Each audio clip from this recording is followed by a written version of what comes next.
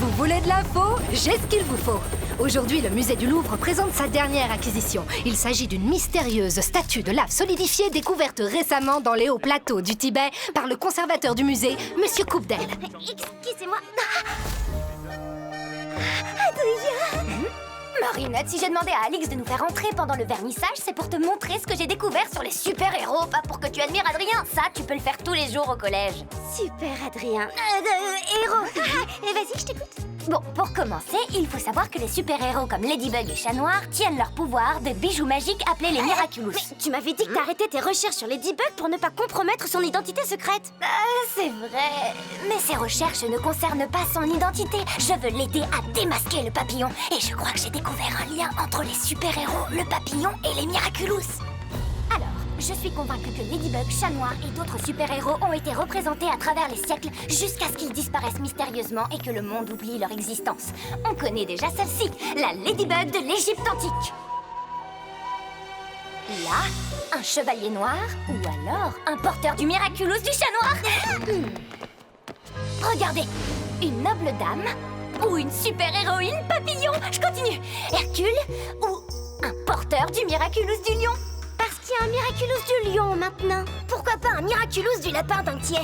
Vous savez que dans le temps, les sculptures étaient peintes. Et bien sur celle-ci, la peinture est presque entièrement partie. Mais il reste quelques pigments microscopiques. Et grâce à cette super appli, on peut voir à quoi ressemblait la version d'origine. Maintenant, le clou du spectacle. Tous ces chefs-d'œuvre ont un point commun.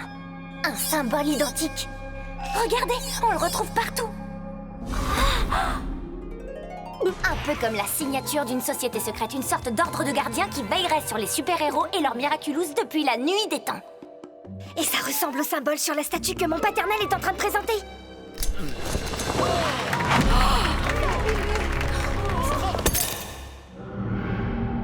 Nathalie, est-ce que ça va? Ce n'est rien, Adrien. Juste un léger vertige. Il vaudrait mieux rentrer. D'après les recherches de mon paternel, la statue a pas loin de 200 ans. Et moi, j'ai trouvé aucune trace de super-héros porteur de Miraculous depuis presque 200 ans.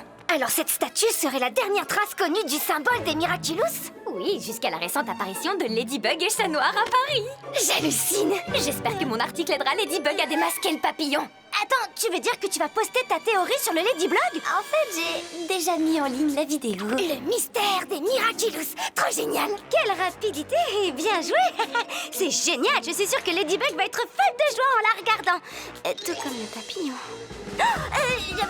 Il faut que j'y aille, hein. J'ai oublié que j'avais des devoirs. À plus tard.